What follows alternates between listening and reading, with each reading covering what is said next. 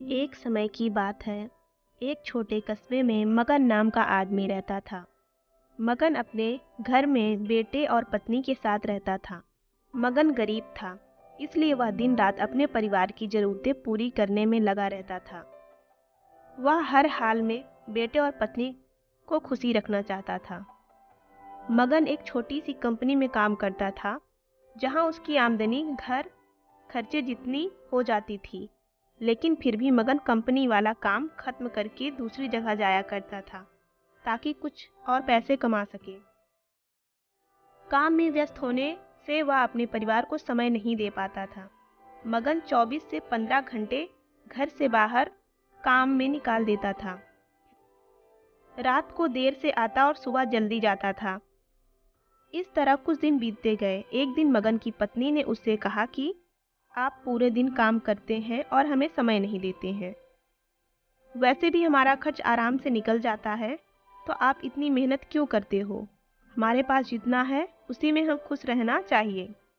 चलिए आज हम कहीं तीनों घूमने चलते हैं। तब मगन कहता है, बस कुछ समय मुझे और मेहनत करने दो, फिर आराम ही आराम है। इस तरह मगन मेहनत करने में लगा रहता है। उसका बेटा भी उससे अक्सर कहता रहता है कि पापा आप मेरे साथ खेलो, बैठो और मुझसे बातें करो। लेकिन मगन हमेशा काम में व्यस्त रहता है और अपने बच्चों और पत्नी को समय नहीं दे पाता है। कुछ समय और बीता। अब मगन की किस्मत चमकी। मगन की नौकरी जिस कंपनी में थी, अब उसका मालिक मगन को मैनेजर बना देता है, क्योंकि मगन काफी समय से वहां काम करता था और वह मालिक का विश्वास पात्र बन गया था। मैनेजर बनने के बाद मगन बहुत अमीर हो गया। उसकी आमदनी अच्छी खासी थी। अब वह कुछ भी खरीद सकता था।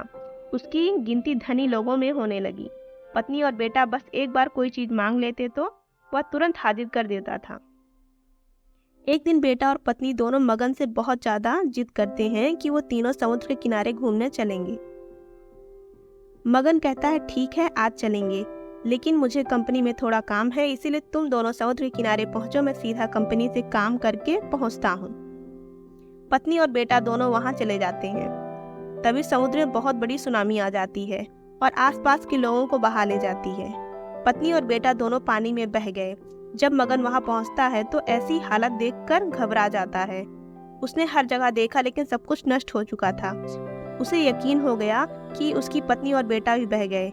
वो जोर जोर से रोने लगा और अपनी पत्नी की बात को याद करने लगा कि हमारे पास जितना है उसी में खुश रहना चाहिए और परिवार के साथ खुशी के नए पल बनाने चाहिए, ताकि वह हम उसे अपने दिल में संभाल कर रख सकें। पैसों का क्या, कभी होंगे तो कभी नहीं।